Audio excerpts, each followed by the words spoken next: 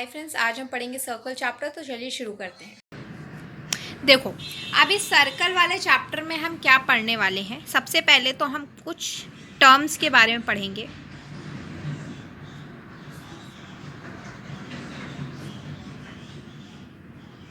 ये मतलब आपको ऐसे मैंने लिख दिया डिफाइन द टर्म्स। वैसे डिफाइन द टर्म जैसे क्वेश्चन आएंगे नहीं आपके में, पर आपको पता होने चाहिए। जैसे सबसे पहली चीज़ तो सर्कल क्या होती है। देखो, सर्कल का मतलब होता है कि कलेक्शन ऑफ पॉइंट्स। देखो, अगर मैं बोलूँ कि एक सर्कल क्या है तो आप क्या कहना चाहोगे, सर्कल क्या हो सकता है। ठीक है, आपके लिए सर्कल क्या हो सकता है। सर्कल मतलब कलेक्शन ऑफ पॉइंट्स। बहुत सारे बच्चे यही कहेंगे कलेक्शन ऑफ पॉइंट्स, पर ये एग्जैक्ट डेफिनेशन नहीं है, क्योंकि कलेक्शन ऑफ पॉइंट्स तो एक लाइन को भी हम कह सकते हैं ना, वो भी तो कलेक्शन ऑफ पॉइंट्स होता है। Collection of points around a fixed centre with a fixed centre and a fixed radius, है ना। एक फिक्स्ड रेडियस, या तो फिर आप कह सकते हो collection of points around a fixed point which is equal in distance. ठीक है, in distance with the centre point कह सकते हैं। ठीक है, ये होता है सर्कल। डेफिनीशन इसकी इतनी सी है। डेफिनीशन में इतना घुसने की ज़रूरत है नहीं, क्योंकि आपसे पूछता कोई नहीं है। हाँ, ये है कि अगर आपके स्कूल वाले टीचर ने आपको लिखवाया है और उसने कहा है कि मैं डिफाइन द टर्म भी दूंगा, तो फिर आप याद कर लो डेफिनीशन, नहीं तो कोई दिक्कत नहीं है। मैथ्स में डेफिनीशंस पूछी नहीं जाती हैं।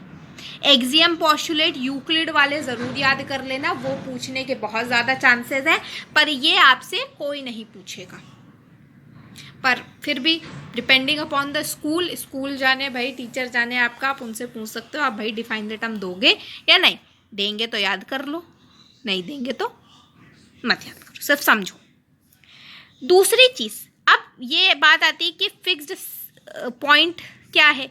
फिक्स पॉइंट को हम बोलते हैं सेंटर।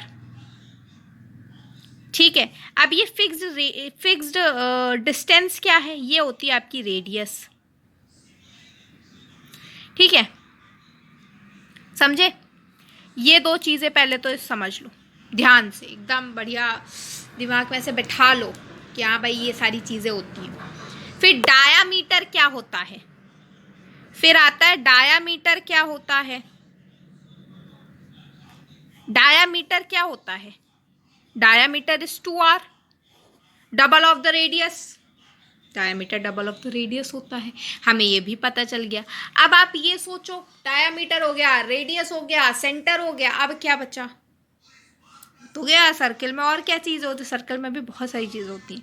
टेंजेंट होते हैं, सेकेंट होते हैं, सेक्टर होते हैं, आर्क होती है। ठीक है, अब सबसे पहले एक एक करके मैं बात बता रही हूँ। अभी मैं इनको एक क्यू में लिखवा दूंगी, एक बार रिवीजन करा दूंगी। ठीक है, सेशन के लास्ट में, कोई दिक्कत नहीं है। अभी देखते हैं पहले आर्क। क्या मैंने बोला, आर्क, ARC, आर्क। आर्क क्या होती है, आर्क दो तरीके की होती है, माइनर और major. Minor arc, major arc. Minor arc का मतलब जो आर्क छोटी है, मेजर आर्क जो आर्क बड़ी है। जैसे ये है, आर्क का मतलब ये होता है ये छोटी आर्क है, ये बड़ी आर्क है। देखो मैं इसको ऐसे समझाती हूँ। जैसे ये सर्कल है, ये A और ये B पॉइंट है, ये C पॉइंट है, तो AB is a minor arc. AB is a minor arc but BC is a major arc. ठीक है, आर्क समझ में आया। सेक्टर और सेगमेंट, पहले तो सेगमेंट समझो। सेगमेंट मतलब जैसे किसी कॉर्ड, देखो ये जैसे मैंने बीच, पहले कॉर्ड समझ लेते हैं, पहले कॉर्ड समझते हैं, फिर ये सेक्टर सेगमेंट समझते हैं। कॉर्ड का क्या मतलब होता है, मतलब किन्हीं दो पॉइंट ऑफ द सर्कल को हम मिला दें एक दूसरे से। जैसे ये दो पॉइंट, ये और ये वाले पॉइंट को हमने मिलाया, जो लाइन से मिलाया that is known as your chord, उसको हम क्या बोलेंगे, आपकी कॉर्ड।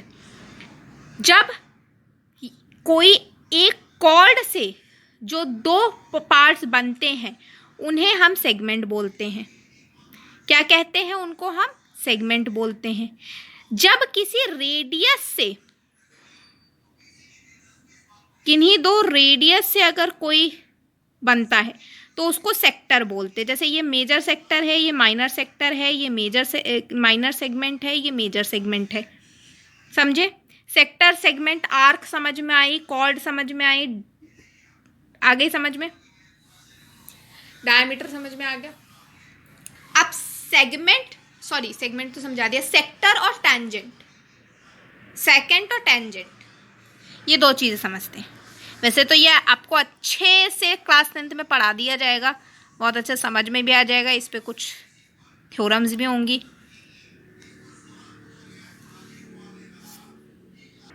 जैसे ये देखो, ये क्या है, कोई एक पॉइंट पे अगर कोई लाइन मीट कर रही है सर्किल के कोई एक पॉइंट पे, तो उसको हम बोलेंगे टेंजेंट।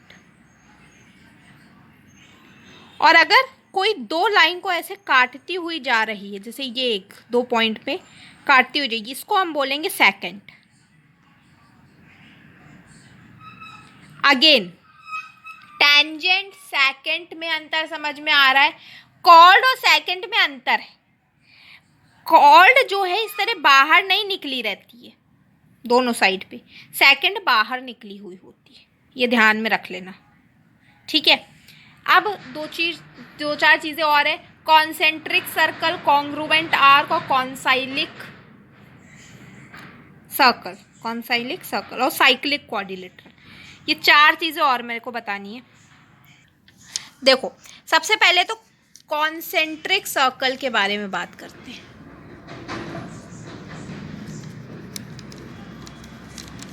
कॉन्सेंट्रिक सर्कल मतलब जैसे ये एक पॉइंट है, उसके अराउंड मैंने दो चार सर्कल बना दिए, ये कॉन्सेंट्रिक सर्कल है। कॉन्साइलिक पॉइंट्स मतलब जैसे ये सर्कल है, इसके ये ए, ये बी, ये सी, ये डी, ये सारे क्या है, कॉन्साइलिक पॉइंट्स हैं। नाम दे दो इनको, ए बी सी डी, ठीक है, समझ में आया। इसके बाद कॉन्ग्रुएंट आर्क मतलब एक आर्क जो दूसरे आर्क के क्या हो, इक्वल हो, तो उसको क्या बोलेंगे, कॉन्ग्रुएंट आर्क। इसके बाद साइक्लिक क्वाड्रिलेटरल क्या होता है, देखो साइक्लिक क्वाड्रिलेटरल मतलब जिस क्वाड्रिलेटरल के चारों पॉइंट सर्कल की boundary circumference of the circle से मिलती हो, उसे हम क्या बोलेंगे, साइक्लिक क्वाड्रिलेटरल कहते हैं, ठीक है। अब हम एक बार फिर से रिवाइज कर लें फटाफट से। पहले एक सर्कल बनाओ। सर्कल क्या होता है, collection of points around a fixed point which is known as center and has a equal distance from the center which is known as radius. Radius पता चल गई, center पता चल गई। diameter double of the radius. chord किन्हीं दो point को जोड़ रही है।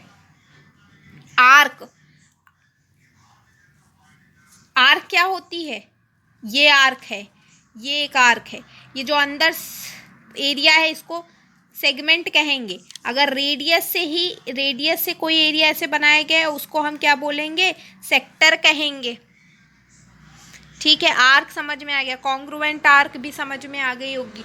कॉन्सेंट्रिक सर्कल क्या है, ये कॉन्सेंट्रिक सर्कल है। कॉन्साइलिक पॉइंट्स ये है। साइक्लिक क्वाड्रिलेटरल ये है। साइक्लिक क्वाड्रिलेटरल पे आपके दो थ्योरम आएंगे, दो या तीन थ्योरम आएंगे, एक कन्वर्स होगा, उसमें दो थ्योरम होंगे और एक सेकंड वाली थ्योरम का कन्वर्स होगा, ठीक है। और अब हम अगली क्लास में ये पढ़ेंगे, इनके कुछ एक दो थ्योरम के बारे में बात करेंगे, ठीक है। मैक्सिमम 2 थ्योरम हम पढ़ेंगे कल, मिनिमम 2 से 3 भी हो सकती है। अगर थ्योरम मतलब थोड़ी छोटी हुई तो मुझे लगा कि बता सकती हूँ मैं तीसरी थ्योरम, तो मैं ज़रूर बताने की कोशिश करूँगी। और अगर आपको कोई भी डाउट आए इसमें तो आप मुझे बता सकते हैं। वैसे तो ये सारी चीज़ें ईजियर हैं। इनकी डेफिनीशन की बात है तो इनकी डेफिनीशन आपको NCERT में मिल जाएंगी। ठीक है, इनको समझना भी ज़्यादा इम्पोर्टेंट था, इनकी डेफिनेशन जल्दी कोई पूछता है नहीं। आई होप आपको ये सब कुछ समझ में आ गया हो। अगर आपके मन में कोई भी डाउट है तो आप मुझे कमेंट सेक्शन में बता सकते हैं, और मेरी वीडियो को भी लाइक कर दीजिएगा, मेरे चैनल को भी सब्सक्राइब कर लीजिएगा। Thank you.